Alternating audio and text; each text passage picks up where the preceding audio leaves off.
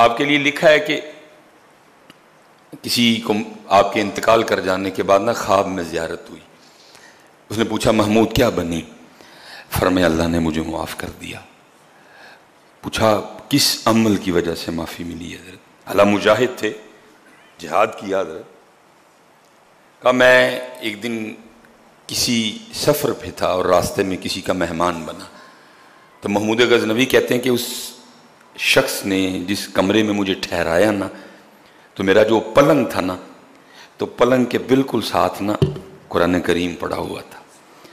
تو محمود کہتے ہیں کہ جب میں اپنے پلنگ پہ لیٹا نا تو دل میں خیال آیا، اوے محمود وہ تیرے پاس رب کا کلام پڑا ہوا ہے، تیرے پاس رب کا کلام پڑا ہوا ہے اور تو سون لگا ہے. محمود کہتے ہیں میں قرآن کے ادب میں کہ میرے پاس رب کا کلام پڑا اور میں سو جاؤں، میں سویا نہیں، میں ساری رات تلاوت کرتا رہا.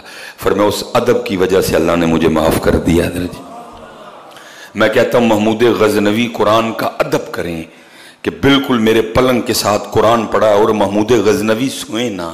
یہ بےدبی اللہ کے کلام کی کہ پاس اللہ کا کلام پڑھا اور میں سو جاؤں. فرمایا میرا یہ ادب کرنا قرآن پاک کا اللہ کو اتنا پسند آیا کہ اللہ نے مجھے معاف کر دیا. اب میں اس کو سامنے رکھ کے آپ سے اور خود سے سوال کرتا ہوں، محمود غزنوی قرآن کا ادب کرتے ہوئے کہ رب کا کلام ہے، غزنوی تیرے پاس قرآن پڑھا ہوا اور تو سونے لگا ہے. وہ سوئے نہ، رب معاف کر دے.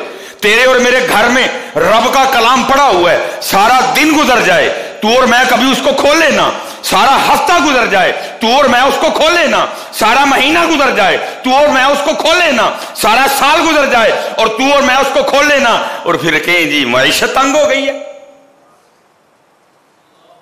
ذرا پوچھو اپنے آپ کو پھر ہماری سزا کیا بنتی ہے؟